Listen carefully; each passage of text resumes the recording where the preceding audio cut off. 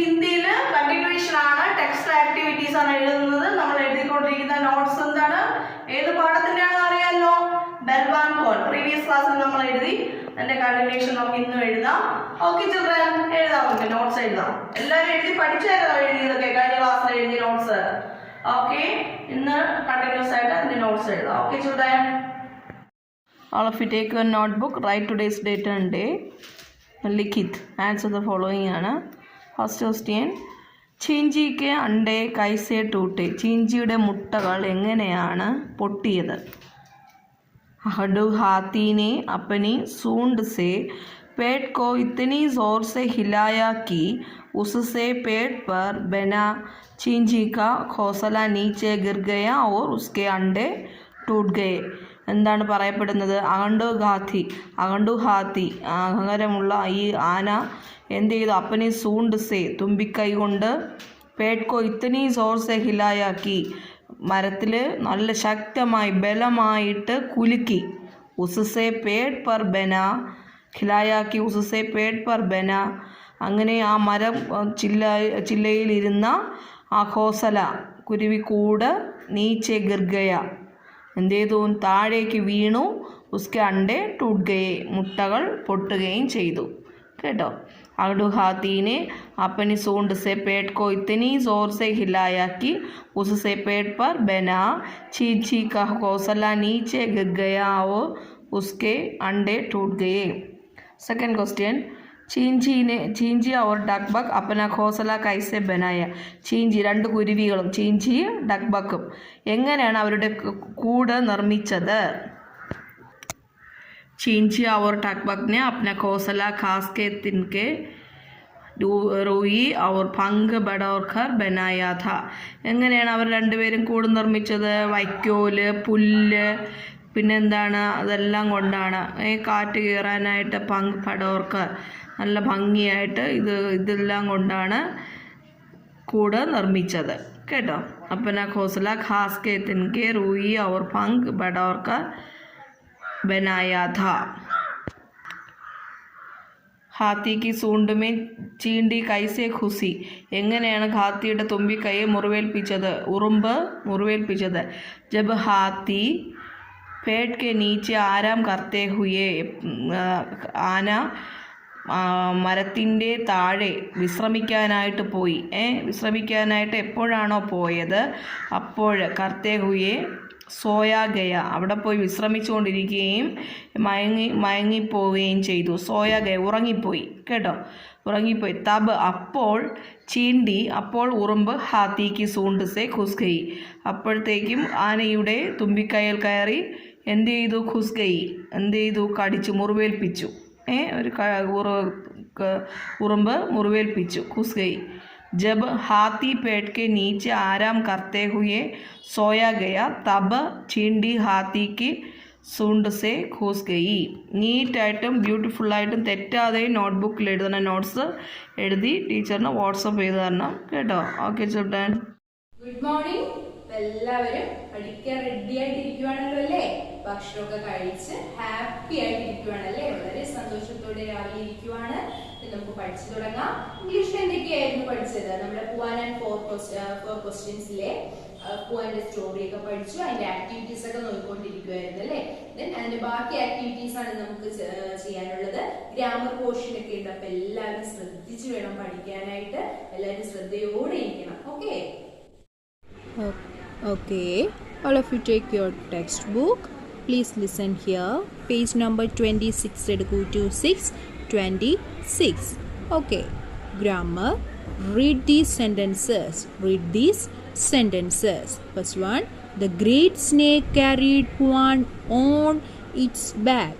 I have special plants in my garden.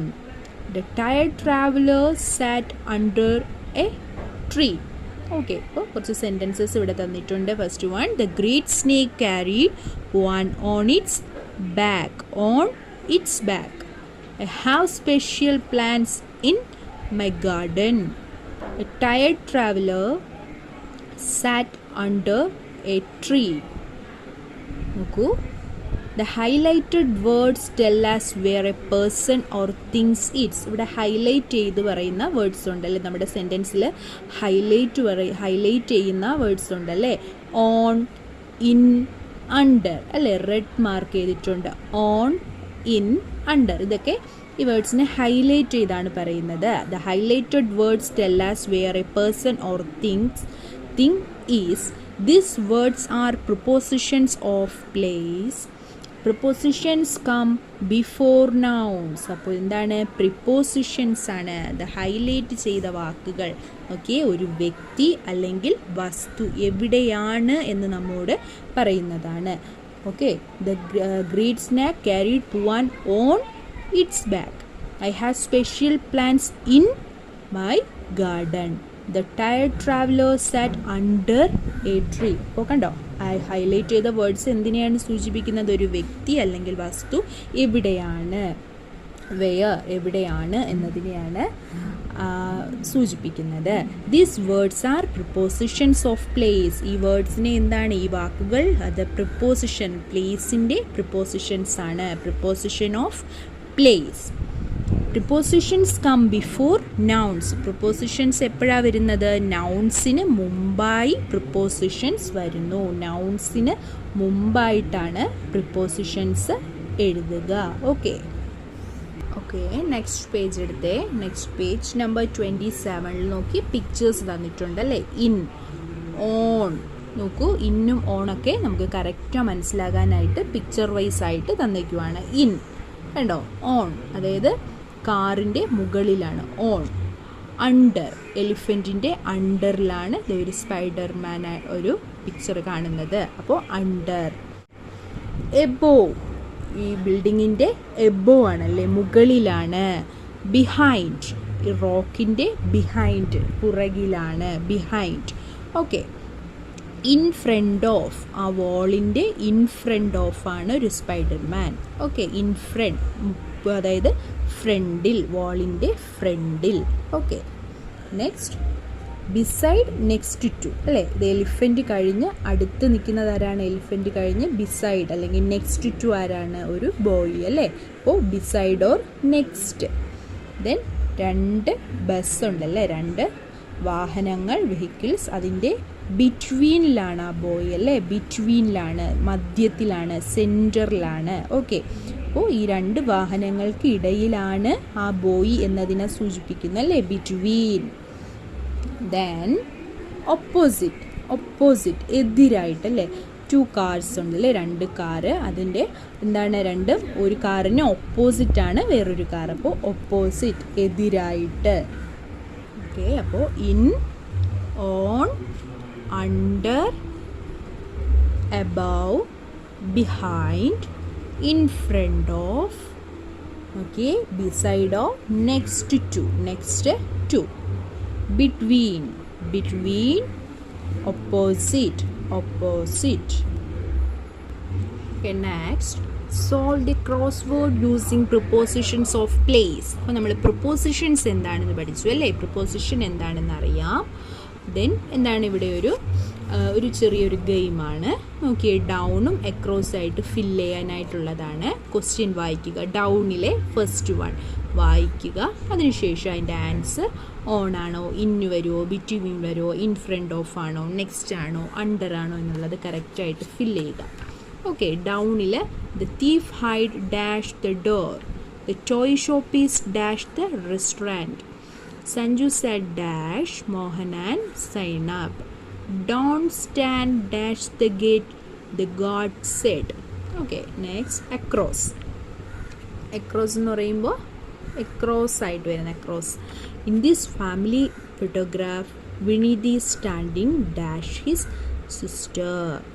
It feels like rain dash the shower. There is a little hut dash the hill. Put more sugar dash the milk. Up dash the word so high like a diamond in the sky. Both the words so high like a diamond in the sky. ഏത് propositions ആണ് നമുക്ക് use ചെയ്യാൻ കഴിയുക എന്നുള്ളത് ശ്രദ്ധിച്ച് നന്നായിട്ട് വായിച്ചു നോക്കിയതിന് ശേഷം ഇത് ഫില്ല് ചെയ്യുക. Okay, Okay, all of you take your notebooks. Fill in the blanks with the correct prepositions of place from bracket. ടീച്ചറോടെ കുറച്ച് സെൻറ്റൻസ് അതിൻ്റെ പ്രിപ്പോസിഷൻസ് കറക്റ്റ് ആയിട്ടുള്ളത് ബ്രാക്കറ്റിൽ നിന്ന് ചൂസ് ചെയ്ത് എഴുതിയിട്ടുണ്ട്. അപ്പോൾ അതുപോലെ തന്നെ പഠിക്കുക. Okay, first one, Sara sits dash her friend in the classroom. കേട്ടോ, അപ്പോൾ ബ്രാക്കറ്റിൽ on, at, beside. Sara sits beside her friend in the classroom.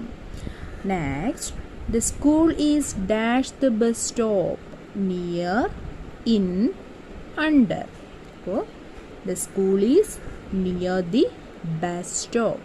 The school is near the bus stop.